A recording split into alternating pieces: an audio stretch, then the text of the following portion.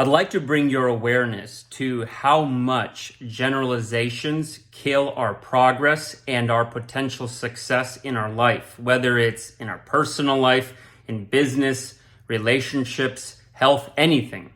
So when we say something like, oh, I'm going to get fit this year, very vague, generalized. When we say something like, oh, I'm going to grow my business. We're going to do $2 million this quarter, for sure. Very generalized. Now, sometimes we're under this illusion that when we say, oh, I'm going to get fit, or even if we say something like, I'm going to lose 30 pounds this year, or if we say, I'm going to make $2 million this quarter, we have this illusion that that's crystal clear. No, that's very vague. That's a generalization.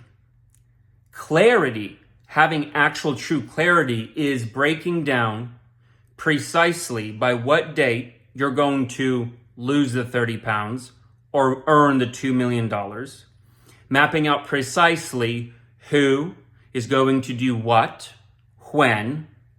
For fitness, it might be everything from your eating structure, right?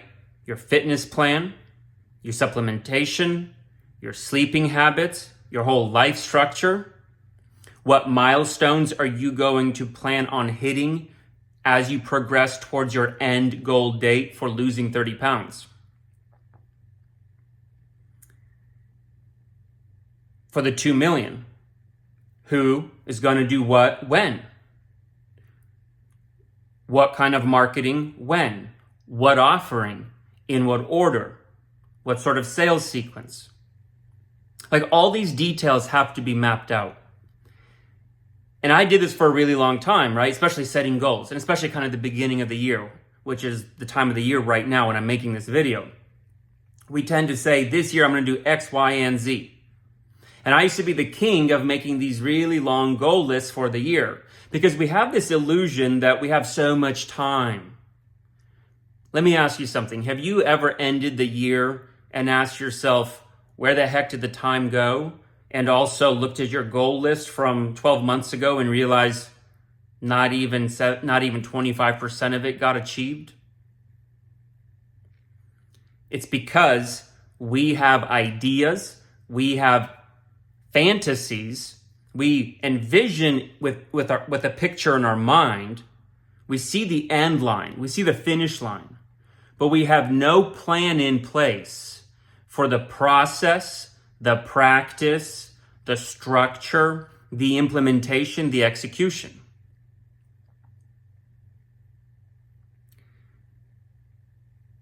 You're going to have to map out a plan and then be consistent, right?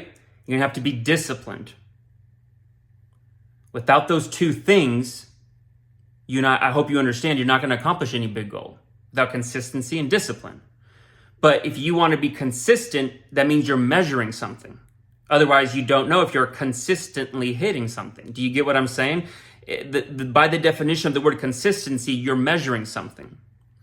And if you truly have discipline, that means you have standards. Without standards, there can be no discipline, because then how do you define discipline? To be measuring something and to have standards means you mapped out a plan, right, with certain standards of behavior, action, right, certain standards of quality, right, effort, etc., etc., etc., whether it's for losing weight, getting a better relationship with your spouse, making $2 million this quarter, whatever it is, right? In order to have something to measure, aka consistency, you have to plan something out. And there has to be standards in order for you to be disciplined with something. So if you can't explain to me what it is that you're going to be measuring daily, weekly, monthly, and quarterly, and if you can't explain to me what standards you're going to be practicing discipline around to adhere to and be aligned with and be congruent with, if you don't have measurements and standards, then that means you, by default, cannot be consistent and disciplined. And if you're not being consistent and disciplined, you're not going to create any sort of an outcome, except the one that's served up to you by default and happenstance by life. And so therefore, you are not going to hit your health goals, fitness goals, financial goals, relationship goals, life goals. Generalization kills results. So if you have a general idea of where you want to be, great. But now you have to get crystal clear on exactly what success looks like in that bucket, that area of life. And then you have to get very clear on what you're going to be measuring and what standards you're going to now be adhering to, aligned with and congruent with, to hit that goal, that crystal clear goal, that North Star. You dig? And a great way to really start implementing this is to map out what you're going to try to do in, let's say, 90 days, 12 weeks. And then just really, really maniacally focus on the first 2 weeks. Give yourself 2 weeks of bringing to your best ability your top tier, world-class performance to the best of what you can do right now in terms of adhering to consistency and discipline, aka measurement and standards that you believe are aligned with getting to your goal your big goal in 90 days. 2 weeks is a really good measurement time of being short enough that we create urgency. That's another big thing about setting 12-month goals is there's no urgency to them because we feel like we have all this time. And like I said before, but then at the end of the year, where did the time go?